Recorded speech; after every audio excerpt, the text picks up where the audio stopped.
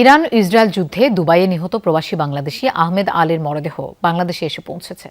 আমিরাত এয়ারলাইন্সের একটি ফ্লাইটে সকাল 8:55 মরদেহ ঢাকায় আনা হয়। নিহতের স্বজনরা ছাড়াও উপস্থিত ছিলেন প্রবাস কল্যাণ ও বৈদেশিক কর্মসংস্থান প্রতিমন্ত্রী নুরুল হক নূর ও পররাষ্ট্র প্রতিমন্ত্রী শামা ওবায়েদ। পররাষ্ট্র প্রতিমন্ত্রী জানান, নিহত আলী আহমেদের পরিবারের পাশে থাকবে সরকার। প্রয়োজনীয় সহযোগিতার আশ্বাসও দেন তিনি। ইরান ইসরায়েল যুদ্ধে এ পর্যন্ত আহত 14 বাংলাদেশের সর্বোচ্চ চিকিৎসার ব্যবস্থা করা হয়েছে বলে জানিয়েছেন প্রবাসী কল্যাণ প্রতিমন্ত্রী নুরুল হক নূর। মধ্যপ্রাচ্যের ঝুঁকিপূর্ণ এলাকায় এড়িয়ে চলতে প্রবাসীদের অনুরোধ জানান তিনি। এয়ারপোর্টের সার্বিক কার্যক্রম শেষে অভ্যন্তরীণ বিমানযোগে মরদেহ নেওয়া হয় সিলেটের মৌলভীবাজারে।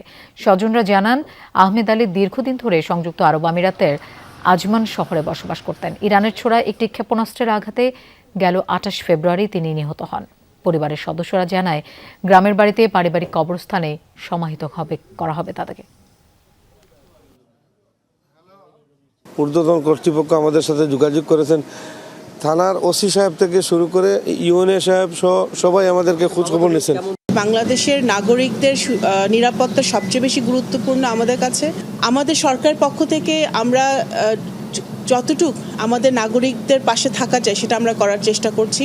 পরিবারের লাশ যেন তাদের কাছে আমরা পৌঁছে দিতে পারি সেই বিষয়ে তাদের সাথে কথা হয়েছে। এ পর্যন্ত আমাদের কাছে যে তথ্য আছে, প্রায় 14 জনের মতো আহত আছেন। তাদেরকে আমাদের সংশ্লিষ্ট দেশের দূতাবাসগুলো পূর্ণাঙ্গ সেবা দিয়ে যাচ্ছে।